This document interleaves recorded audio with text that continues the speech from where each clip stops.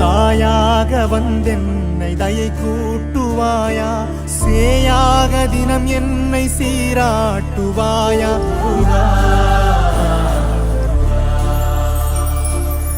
உலகெங்கிலும் வாழும் கடகராசி நேயர்களுக்கு உங்கள் செல்வ கார்த்திக்கு நண்பர்கள் அந்த வணக்கங்கள். பொதுவாக பார்த்தீங்கன்னா இந்த கடகராசியில் பிறந்தவங்களுடைய குணாதிசயத்தை பொறுத்த வரைக்கும் நம்ம சொல்லியே தீரணுங்கிறதுலாம் இல்லை. ஏன்னா எப்பவுமே வந்து பார்த்தீங்கன்னா இந்த சந்திரனை அதிபதியாக கொண்ட ராசி இருக்கிறவங்க மென்மையானவங்களாக தான் இருப்பான். நீங்கள் பாருங்கள், பொதுவாகவே இறக்க குணம் உங்களுக்கு அதிகமாக இருக்குது. உங்கள்கிட்ட இருக்கா இல்லையா நீங்கள் என்ன பண்ணுவீங்க? ஒருத்தர் கடன் கேட்டாலும் டக்குன்னு இன்னொரு பக்கம் கடன் வாங்கி கூட கொடுத்துருவீங்க. அந்த மாதிரி இறக்க குணம். இன்றைக்கி அத்தனை விஷயங்கள் நீங்கள் இழந்திருக்கிறீங்க. இன்றைக்கி நீங்கள் ஒரு கடனாளியே உட்காந்துருக்கீங்க அப்படின்னா, இப்போ நாள் பார்த்தீங்கன்னா ஒரு மடங்கு வந்து தண்ட கடனாக தான் இருக்குது. அது வீண் கடனாக தான் இருக்குது, விரைய கடனாக இருக்குது. ஏன் பண்ண எதுக்கு பண்ணணும்னா அப்படின்னு பார்த்தா அந்த கடத்துக்கு காரணமே சொல்ல முடியாது.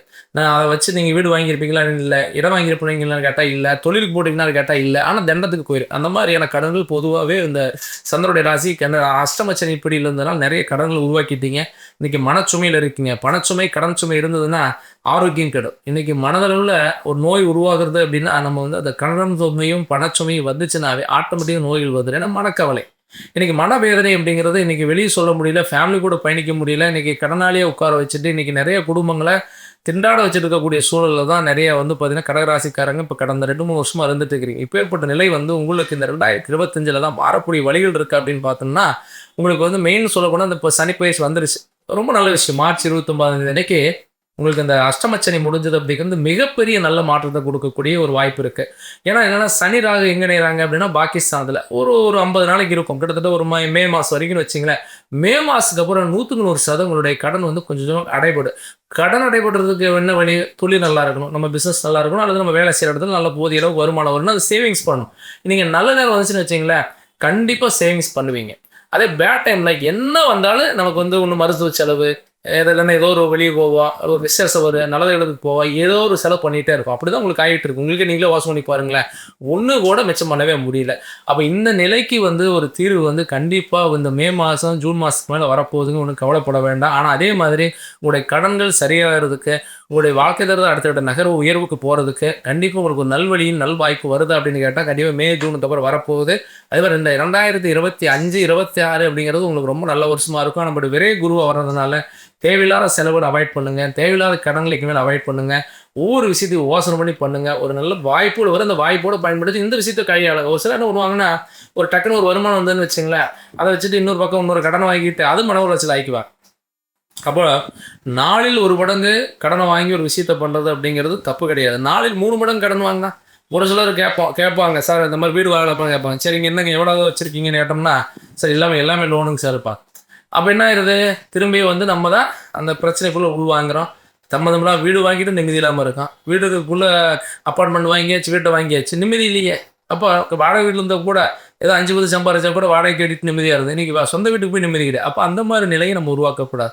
அப்போ அதையெல்லாம் நீங்கள் உணர்ந்துக்குங்க. ஏன்னா கடகராசியை பொறுத்த வரைக்கும் அந்த தவறுகளை நிறைய பேர் இந்த 2-3 வருஷம் பண்ணிட்டீங்க. பட் அதெல்லாம் போன கதை. இனி அதை பணி போல் கம்மியாகிறது வழிகளை தேடுவோம். அதே மாதிரி இன்னொரு விஷயம் என்ன அப்படின்னா, நீங்கள் இந்த கடன் சுமை கம்மியாகிறதுக்கு என்ன மாதிரி வழிபாடு வீட்டில் பண்ணலாம் அப்படின்னு சொன்னோம்னா, வீட்டில் வந்து பார்த்திங்கன்னா பொதுவாக வந்து எல்லாருடைய வீட்லேயுமே பொதுவாக இந்த மிளகு அப்படிங்கிறது இருக்கும். அந்த மிளகு அப்படிங்கிறது வந்து கிட்டத்தட்ட 21 மிளகு எடுத்துக்கோங்க. 21 மிளகு எடுத்துக்கிட்டு அது கூட வந்து 3 வரமிளகாய், 3 உப்புக்கல் வச்சுக்கோங்க. கடுகு பார்த்தீங்க அப்படின்னு சொன்னால் கிட்டத்தட்ட 21 கடுகு எடுத்துக்கணும். இந்த நாளையும் ஒரு மஞ்சள் தூளை கட்டிக்குங்க. கட்டிட்டு வீட்டில் வந்து பார்த்திங்கன்னா புதன் நல்ல, வியாழன் நல்ல, வெள்ளி, இந்த மாதிரி 3 நாளில் ஏதோ ஒரு நாள், புதன் வியாழன் வெள்ளி, இந்த 3 நாளில் ஏதோ ஒரு நாள் உங்களுக்கு எந்த நாள்னாலும் சரி, அசைவம் சாப்பிடக்கூடாது, தீட்டு சோறு சாப்பிடக்கூடாது. ஒரு குழந்தை பிறந்துட்டு ஒரு பொண்ணு வயசுக்கு வந்துட்டு பெரிய இந்த மாதிரி இடங்களில் கலந்து நாங்கள் சாப்பிடாதீங்க. வீட்டை சுத்தமாக வச்சுக்கோங்க. அன்றைக்கு நாள் வந்து விரதமாக இருக்கணும். அது பிரம்ம முகூர்த்தத்தில் வழிபாடு செய்யணும். ஒரு சின்னதாக ஒரு அகல் விளக்கோ, கிளிஞ்சட்டி விளக்கோ அல்லது காமாட்சி விளக்குலையோ எண்ணெய் ஊற்றி தீபம் போடுங்க. தீபம் போட்டுட்டு அதுக்கப்புறம் அந்த தீபத்துக்கு முன்னாடி அந்த அந்த நம்ம கட்டின அந்த பொட்டத்தை வச்சு சாமி கும்பிட்டுட்டு அதுக்கப்புறம் அதை எடுத்து பூஜையில் வச்சுருங்க. கிட்டத்தட்ட வந்து ஒரு 7 நாள் இருக்கட்டும். இப்போ வியாழன்னா வியாழன் வரைக்கும், அடுத்த வியாழன் வரைக்கும் வச்சுருக்கணும். வியாழன்களும் முடிச்ச பிறகு அதை எடுத்து என்னென்னா சாமி கும்பிட்டு உங்களுக்கு எந்த விதமான நெகட்டிவ், எந்த விதமான தோஷம், எந்த விதமான பாதிப்பு எதுவான விலகுன்னு சொல்லி வேண்டி அதை கொண்டு போயிட்டு தண்ணியில் விட்டுருங்க. அதை விட்டுட்டு வந்த பிறகு வீட்டில் வந்து பிரம்ம முகூர்த்தத்தில் வீட்டில் தீபம் போட்டு பூஜையை முடிச்சிங்கன்னு சொன்னால் கண்டிப்பாக உங்களுக்கு ரொம்ப நல்ல மாற்றங்களை பார்க்கலாம். இது மாதத்தில் ஒரு நாள் நீங்கள் பண்ண வாங்க.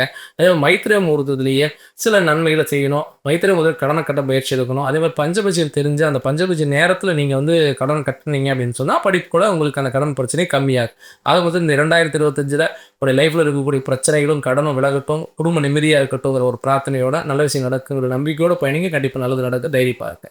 இது வரைக்கும் பார்த்தீங்க அப்படின்னு சொன்னால் உங்களுக்கு ஜென்ரலான இந்த கடன் சார்ந்த பிரச்சனைகள் நம்ம பற்றி பேசலாம். பட் இருந்தாலும் கூட தனிப்பட்ட ஜாதகத்தில் பொதுவாக கடன் வாங்கக்கூடிய சூழல் ஏன் உருவாகுது, நமக்கு ஏன் கடன்கள் உருவாகிட்டே இருக்கு, எதனால வந்து நம்ம வந்து அடுத்தடுத்து நம்ம இவ்வளோ முயற்சி எடுக்கிறோம், இவ்வளோ உழைப்பை போடுறோம், ஆனால் பட் ஏதோ ஒரு கஷ்டத்தை நம்ம சந்திச்சுட்டே இருக்கோம் அப்படிங்கிறத நம்ம கண்டிப்பாக தெரிஞ்சுக்கணும். ஏன்னா நம்முடைய விதி அடிப்படையிலே பார்த்தீங்கன்னா 2 விஷயங்கள் நம்முடைய இதில் வந்து நம்ம பார்த்துக்கணும். ஒன்று நடைமுறை கர்மா, ஒன்று பிறப்பு கர்மா. நடைமுறை கர்மான நம்ம செய்யக்கூடிய தவறுகள். நம்ம என்ன பண்ணுவோம்னா ஒரு பேட் டைமில் ஒரு சில விஷயங்கள் தப்பு பண்ணிடுவோம். என்ன பண்ணுவோம், சம்மந்தமில்லாமல் ஒரு கடன் வாங்குவோம், ஆடம்பரத்திற்காக கடன் வாங்குவோம், வண்டி வாகனம் வாங்குறதுக்காக கடன் வாங்குவோம், ஒரு கார் வாங்குறதுக்காக ஆல்ரெடி இருக்கும் நம்மகிட்ட இருந்தால் இன்னும் லோன் போட்டு கடன் வாங்கிட்டு எல்லாம் கடனாக கட்ட முடியலமோ, ஒரு வீடு வந்து நமக்கு தேவைக்கு இந்த மாதிரி செலவு பண்ணியிருக்காமல் ஒரு எக்ஸ்ட்ரா செலவு பண்ணிவிட்டு அதுக்கு ஒரு கடனாக கட்டிட்டு நம்ம மன உளைச்சல் ஆகிக்கும். இதுக்கெல்லாம் என்னென்ன டைமிங்னு ஒன்று இருக்குது.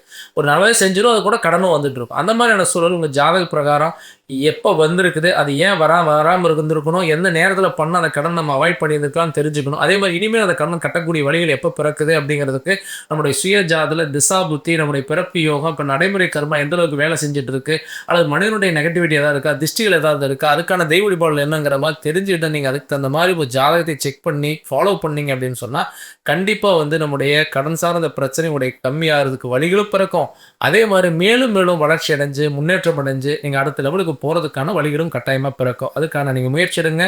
கண்டிப்பாக உங்களுடைய அறிவு இருக்கக்கூடிய ஜோதிடத்தை உங்கள் ஜாதகத்தில் 5வது பாகம், 7வது பாகம், 9ஆம் பாகம், 11ஆம் பாகத்துடைய தன்மை எந்த அளவுக்கு இருக்குது, யோக பலனை கொடுக்குதா இல்லையா, 2வது வீடுடைய தன்மை, 2வது வீட்டு அதிபதி எங்கள் வீட்டில் இருக்கிறாரு, குருவுடைய பார்வைகள் வந்து நம்முடைய ஜாதகத்துக்கு நம்முடைய ராசிக்கு எந்த அளவுக்கு பலன் அளிக்கிறாங்க, யோகத்தில் வந்து இருக்கா பாவத்தில் இருக்கா அப்படிங்கிற தெரிஞ்சுக்கிட்டு அதுக்கு தகுந்த மாதிரியான வரைகளை உருவாக்குனீங்கன்னு சொன்னால் கண்டிப்பாக வந்து எல்லா வகையான பிரச்சனை சரியாகி கண்டிப்பாக உங்கள் குடும்பம் அடுத்த வளர்ச்சிக்கு போகும். இதில் எந்த மாற்று கருத்தும் கிடையாது. அதனால் கவலைப்பட வேண்டாம்.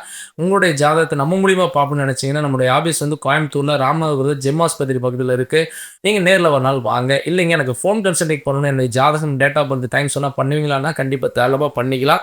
எங்கள் date time and birth place மட்டும் எனக்கு வாட்ஸ்அப் பண்ணிங்கன்னா அப்பாயின்மெண்ட் ஃபிக்ஸ் பண்ணி உங்கள் சுய ஜாதக டீட்டெயிலாக நம்ம வந்து தெளிவுபடுத்தி என்ன பண்ணலாம் என்ன பண்ணக்கூடாதுன்னு தெளிவாக நம்மள பார்த்துக்கலாம். கண்டிப்பாக எல்லா வளமும் கண்டிப்பாக உங்களுக்கு கிடைக்கிறதுக்கான மாற்று வழியை நம்ம சொல்லிக்கலாம். அதே மாதிரி இன்றைக்கி ஒரு நல்ல நாள் உங்களை சந்திச்சு மீண்டும் ஒரு நல்ல நாள் சந்திக்கிறேன். நன்றி, வணக்கம்.